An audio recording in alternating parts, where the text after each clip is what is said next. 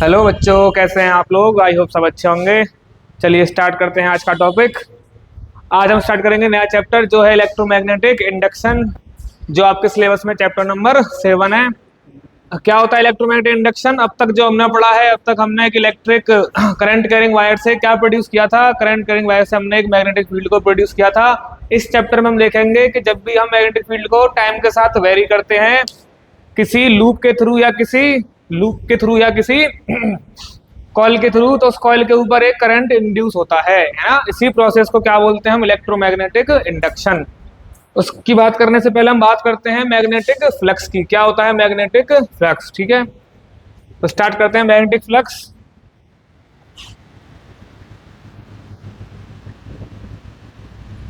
Magnetic flux क्या होता है? जैसे हमने फर्स्ट चैप्टर में पढ़ा है इलेक्ट्रिक फ्लक्स, है ना, वैसे ही होता है मैग्नेटिक फ्लक्स, है ना। अगर किसी एरिया के थ्रू, एरिया से परपेंडिकुलर जितनी भी मैग्नेटिक फील्ड की लाइंस पास कर रही होंगी, उसको बोलेंगे कि उस एरिया के थ्रू क्या है, वो उसका मैग्नेटिक फ्लक्स।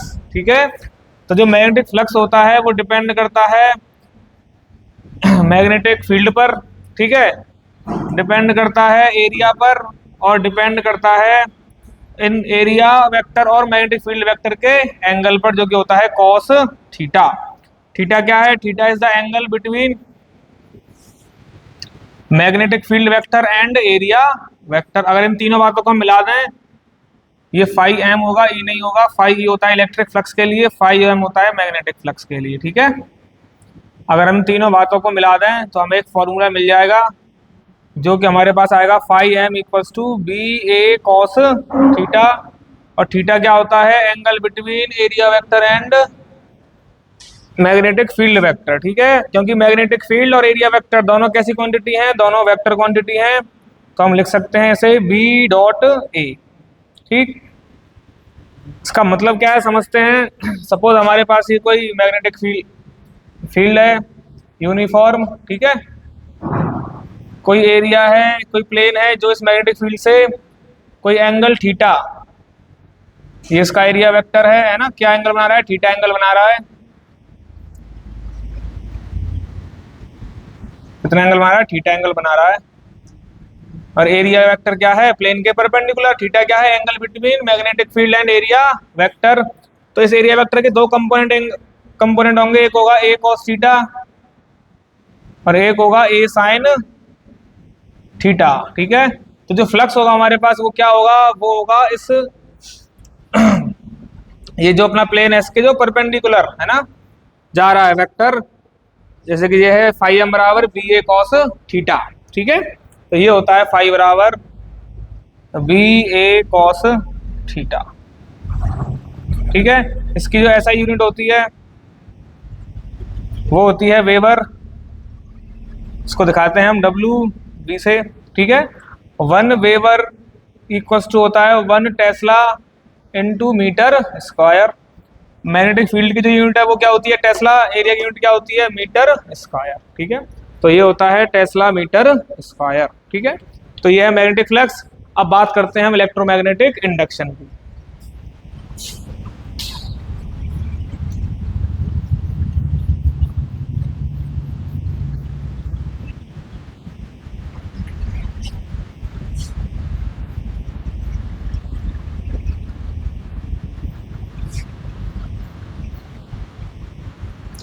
ठीक है, तो फ्लक्स क्या है? फ्लक्स कुछ नहीं है, किसी प्लेन के परपेंडिकुलर जितनी भी मैग्नेटिक फील्ड की लाइन उस प्लेन से पास करती है उसी को बोलते हैं उस प्लेन का मैग्नेटिक फ्लक्स। ठीक है, चलिए, जो इलेक्ट्रोमैग्नेटिक इंडक्शन है वो सबसे पहले इंट्रोड्यूस किया था फेराडे ने अपना एक्सपेरिमेंट किया था, इसको बोलते हैं फेराडेज एक्सपेरिमेंट।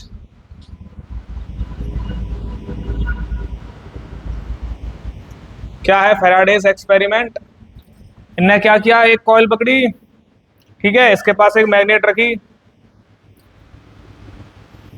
और उस मैग्नेट को इस कॉइल की तरफ मूव कराया।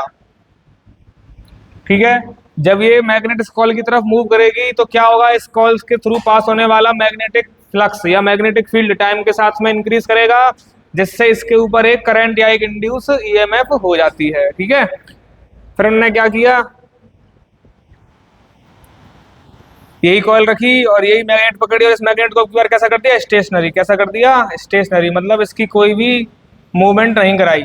जब इसमें कोई भी मूवमेंट नहीं हुई, यानी कि इस फ्लक्स से पास होने वाला जो मैग्नेटिक फील्ड था, इस कॉइल से पास होने वाला जो मैग्नेटिक फ्लक्स था, वो टाइम के साथ में चेंज नहीं हुआ, तो यहाँ पर कोई भी करंट नहीं आया, ना ही इंड्यूस्ड ईएमएफ हुई। ठीक है।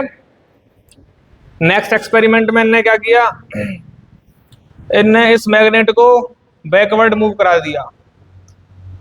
इनने इस मैग्नेट को बैकवर्ड मूव कराया, तो जो डायरेक्शन इसमें आई थी करंट की, है ना, इस केस में उससे डायरेक्शन कैसी आई, अपोजिट। ठीक है। तो देखा गया कि करंट इंड्यूस कब हो रहा है ना, ईएमएफ इंड्यूस कब हो रही है, जब मैग्नेटिक फ्लक्स या मैग्नेटिक फील्ड टाइम के साथ कॉइल के थ्रू चेंज हो रहा है, तब जाके यहाँ पे एक जब जाके ईएमएफ इंड्यूस हो रही है। ठीक है। इसी चीज को समझ सकते हैं, अगर हमने एक कॉइल ली, उसके पास में हमने एक और कॉइल ली जिसके थ्रू हमने करंट फ्लो कराया हुआ है। ठीक है। और हमको पता है करंट कैरिंग जो कॉइल होती है वो कैसे बिहेव करती है, एक मैग्नेट की तरह, है ना। करंट कैरिंग जो कॉइल होती है, current carrying coil behaves as magnet. कैसे बिहेव करती है, मैग्नेट की तरह। ठीक। तो अगर इसमें करंट फ्लो कर रहा है, इसको जब हम मूव कराएंगे इस कॉइल के आसपास, तो क्या होगा, इसमें भी एक इंड्यूस्ड करंट या इंड्यूस्ड ईएमएफ आता है। ठीक है। तो ये थे फैराडेज के एक्सपेरिमेंट, जिससे उन्होंने दो लॉ दिए। पहले लॉ में इन्होंने बताया कि अगर जब भी मैग्नेटिक फ्लक्स टाइम के साथ में चेंज होगा तो एक ईएमएफ इंड्यूस होगी, मतलब एक करंट इंड्यूस होगा। दूसरे में इन्होंने बताया कि ये जो ईएमएफ इंड्यूस हो रही है, इसका मैग्नीट्यूड कितना होता है। ठीक है। तो नेक्स्ट देखते हैं हम फैराडेज लॉ।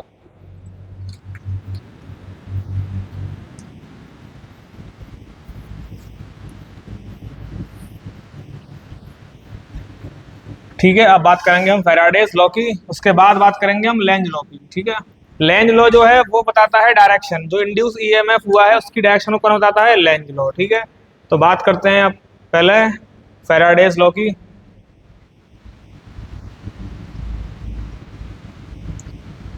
तो जो फर्स्ट लॉ है वो क्या बताता है कि जब भी किसी कॉइल के थ्रू फ्लक्स चेंज होगा तो उस कॉइल में एक ईएमएफ इंड्यूस होगी, है ना। When ever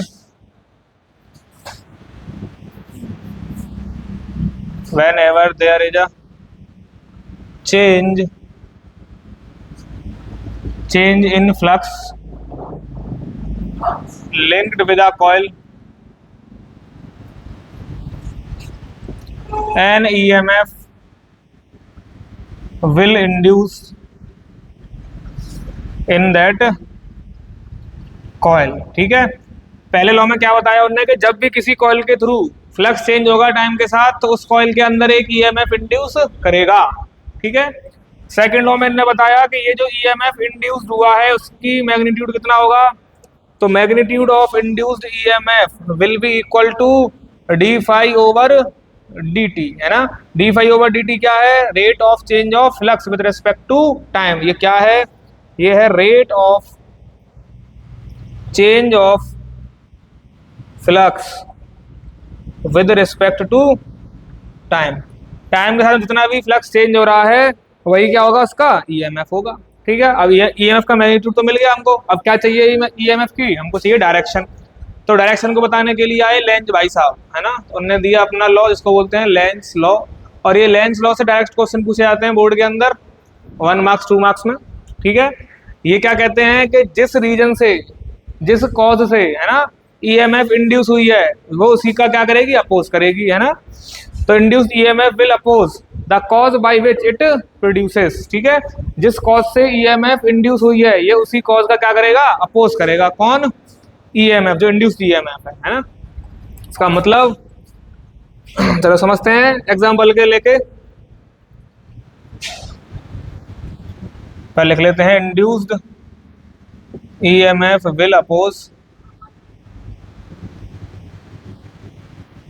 oppose the cause by which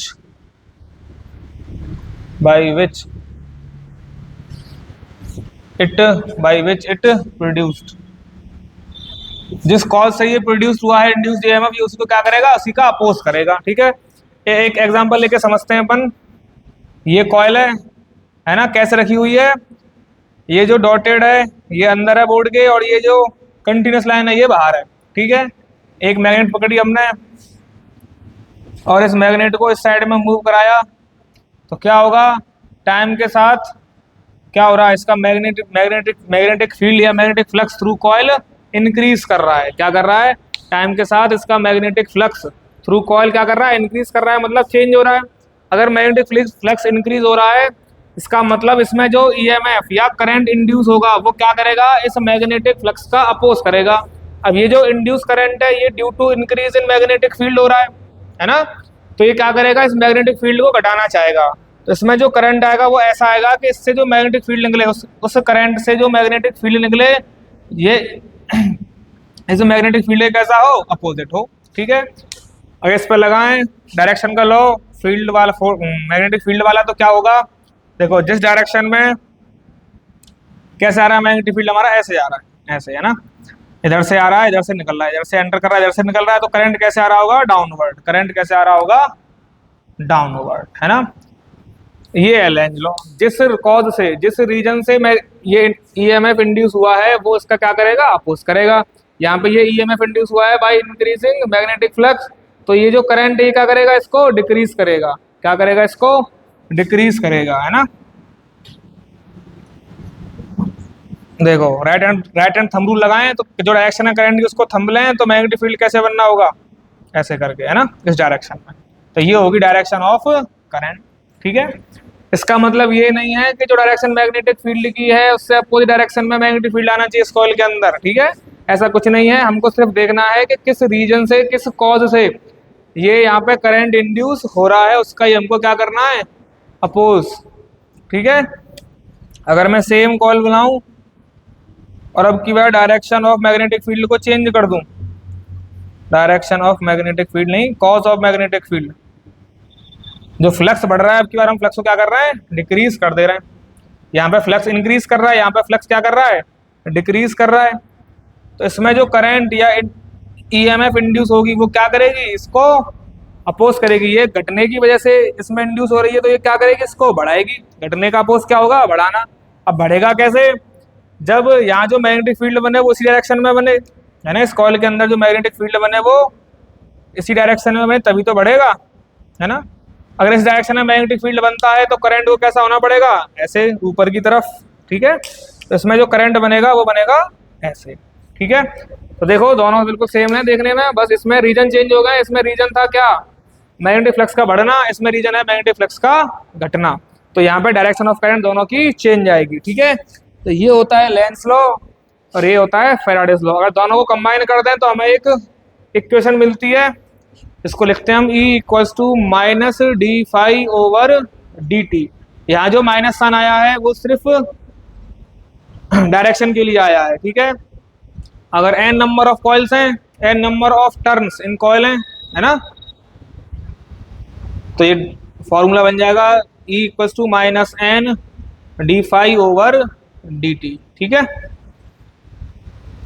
ये होता है फैराडेज लॉ। इसी को लिख सकते हैं हम ऐसे, E equals to minus n, दो पॉइंट के बीच में या दो टाइम के बीच में phi two minus phi one upon t two minus t one. ये होता है फैराडेज लॉ, ठीक है। इसको नोट कीजिए, फिर आगे बात करेंगे हम मोशनल ईएमएफ की। चलिए अब बात करेंगे हम मोशनल ईएमएफ की। लगाएंगे हेडिंग मोशनल ईएमएफ, ठीक है। इससे पहले एक बात बता देते हैं आपको, जो मैंने डायग्राम बनाया था मैग्नेटिक फ्लक्स में ऐसे करके कि ये इसका एरिया वेक्टर है, ये मैग्नेटिक फील्ड है, ये एंगल थीटा है, ये डायग्राम गलत है, ठीक है। डायग्राम ऐसे बनेगा, अगर ये कॉइल है ना, और इसके थ्रू मैग्नेटिक फील्ड जो है वो किसी एंगल ऐसे करके जो मैग्नेटिक फील्ड है ये है ना, तो इसका जो एरिया वेक्टर है वो कैसा बनेगा, इस कॉइल के एरिया के परपेंडिकुलर, ये होगा इसका एरिया वेक्टर, ठीक है। इन दोनों के बीच में अगर एंगल थीटा है तब लिखेंगे हम phi M equals to B A cos theta, क्योंकि जो बी का जो कंपोनेंट है कॉस वाला वो आएगा in the direction of area vector, जो कि होगा बी कॉस थीटा, और ये वाला आएगा बी साइन थीटा, है ना। तो ये तो इसके परपेंडिकुलर है नहीं एरिया वेक्टर के, ठीक है, सॉरी एरिया वेक्टर के परपेंडिकुलर, एरिया वेक्टर की डायरेक्शन में है नहीं बी साइन थीटा। तो हमें कौन सा कंपोनेंट चाहिए, बी कॉस थीटा, जो किसमें हो, इन डायरेक्शन ऑफ एरिया वेक्टर। तभी बोलते हैं कि जो मैग्नेटिक फ्लक्स है वो क्या होता है, किसी प्लेन के परपेंडिकुलर पास होने वाली मैग्नेटिक फील्ड्स लाइंस, ठीक है, ये होता है मैग्नेटिक फ्लक्स। इसको करेक्ट कर लेंगे डायग्राम को। चलिए अब बात करते हैं हम मोशनल ईएमएफ की।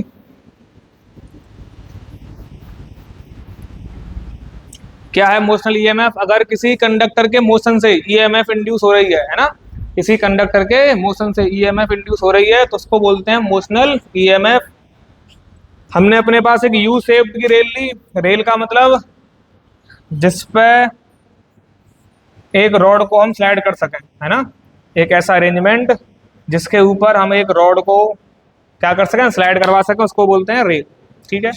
ये रेल है अपने पास और ये रॉड है, रॉड बोल लो या कुछ भी आर्म बोल लो, और ये जो आर्म है ना, ये इसके ऊपर क्या कर रही है, स्लाइड कर रही है इस डायरेक्शन में, ये इधर भी कर सकती है इधर भी कर सकती है, हमने जो कंसिडर किया है ये डायरेक्शन कंसिडर किया है,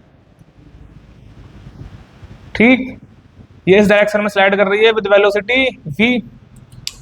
जो विड्थ ऑफ रेल है उसको बोल रहे हैं हम x, जो लेंथ ऑफ रेल है उसको बोल रहे हैं हम l, और इसके अंदर एक यूनिफॉर्म मैग्नेटिक फील्ड है जिसकी डायरेक्शन है इनवर्स द व्हाइट बोर्ड, ये व्हाइट बोर्ड के अंदर डायरेक्शन, ये इसकी डायरेक्शन है। कैसा मैग्नेटिक फील्ड है, यूनिफॉर्म मैग्नेटिक फील्ड है, हर जगह इसकी वैल्यू कैसी होगी, सेम, ठीक है। अगर मैं पूछूं एट टाइम टी, ये किसी टाइम टी की बात है, एट टाइम टी इसके थ्रू फ्लक्स कितना है, तो at time t flux through coil या फ्लक्स थ्रू लूप, इसको नाम दे देते हैं, ये है P, ये है Q, ये है R और ये है S। Flux through loop P Q R S बोलेंगे, फाई एम इक्वल्स टू होगा B A cos theta, B A cos theta. B की वैल्यू तो बी है सब, ठीक है। एरिया कितना होगा, एरिया होता है लंबाई गुणा चौड़ाई यानी कि x इंटू एल। थीटा कितना है, मैग्नेटिक फील्ड वेक्टर और एरिया वेक्टर में कितना एंगल है, 0, तो ये हो जाएगा cos 0 की वैल्यू होती है 1। तो किसी टाइम t पर जो मैग्नेटिक फील्ड निकला है, सॉरी मैग्नेटिक फ्लक्स निकला है, वो निकला है बी एक्स इंटू एल, ठीक है। अगर इस पर लगाएं हम फैराडेज लॉ, तो क्या कहता है फैराडेज लॉ, वो कहता है किसी भी कॉइल या लूप के थ्रू पास होने वाला ईएमएफ होता है minus d phi over d t, उसमें जो चेंज है उसके फ्लक्स में टाइम के साथ उसके बराबर होता है, ठीक है। लगाते हैं वैल्यू, तो phi equals to minus differentiation of B x l with respect to time. देखो बी यूनिफॉर्म है, बी बाहर आ जाएगा, एल भी चेंज नहीं हो रहा है तो एल भी बाहर आ जाएगा। चेंज क्या हो रहा है, जब ये हम टाइम के साथ आगे बढ़ेंगे, जब टाइम बढ़ेगा तो ये जो पोजीशन है पी क्यू की ये भी साइड में आएगी, यानी कि मैग्नेटिक फील्ड को कम करेगी, ठीक है। तो सिर्फ चेंज यहाँ पे कौन कर रहा है, एक्स कर रहा है विद रिस्पेक्ट टू टाइम। तो ई बराबर लिखेंगे minus B l d x over d t. और देखो ये जो डायरेक्शन ऑफ वेलोसिटी है वो किस डायरेक्शन में है, decrease in direction of x में है ना। तो यहाँ से जो D x over d T बराबर जो वेलोसिटी आएगी उसकी जो वैल्यू होगी वो होगी v equals to minus v equals to d x over d t. ये माइनस वी क्यों आया है, क्योंकि डायरेक्शन ऑफ वेलोसिटी है in the decreasing direction of x, जहाँ पे एक्स डिक्रीज कर रहा है उस डायरेक्शन में वेलोसिटी आ रही है, इसलिए हमने यहाँ पे नेगेटिव साइन को लिया है।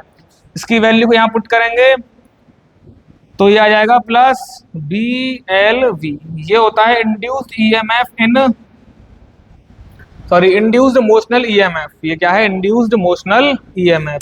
ये v equals to d x over d t कैसे आया, क्लास 11th में पढ़ा है हमने। Rate of change of displacement with respect to time क्या होता है, इंस्टेंट वेलोसिटी होती है, ठीक है। नेगेटिव साइन क्यों आया है, क्योंकि यहाँ पे जो वेलोसिटी की डायरेक्शन है वो है in the decrease in direction of x, इसलिए यहाँ पे हमने क्या लिया है, नेगेटिव साइन लिया है। तो ये होता है मोशनल ईएमएफ। इसमें जो मेन बात है वो इसकी डायरेक्शन, तो देखते हैं डायरेक्शन क्या होगी, डायरेक्शन ऑफ ईएमएफ या current, direction of induced current और इंड्यूस्ड ईएमएफ।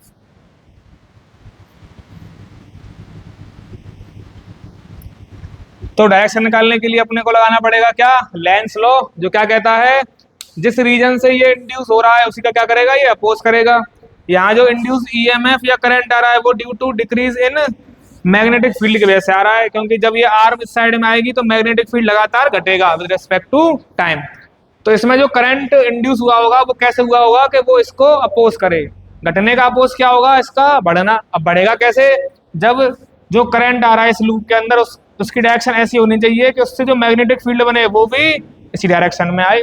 ठीक है, ये डायरेक्शन कैसी है देखो ये डायरेक्शन कैसी है, ये है डाउनवर्ड, है ना। तो जो मैग्नेटिक जो करंट की डायरेक्शन होनी चाहिए कैसी होनी चाहिए, देखो लगाएंगे राइट हैंड थंब रूल। तो करंट जो है उस डायरेक्शन में क्या लेते हैं अपने थंब को, तो थंब अगर हम डाउनवर्ड लेते हैं, अगर करंट यहाँ पे डाउनवर्ड है, अगर करंट कैसा आ रहा है डाउनवर्ड,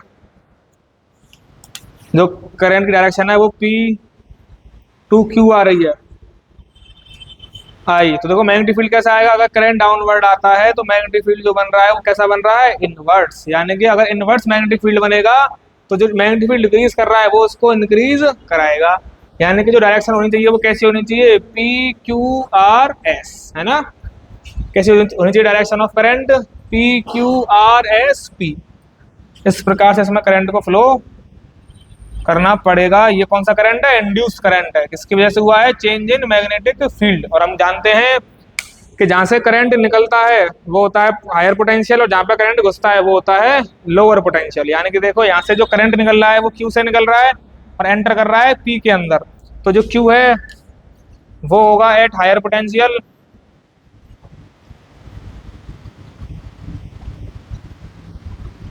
और जो P है वो होगा एट लोअर पोटेंशियल। और डायरेक्शन ऑफ करंट तो दिख रही है हमको PQRS, है ना। तो ये होता है मोशनल EMF। ठीक है, बाकी बात करेंगे नेक्स्ट वीडियो में। चैनल को लाइक कीजिए, सब्सक्राइब कीजिए, कमेंट कीजिए। मिलते हैं नेक्स्ट वीडियो में। Thank you.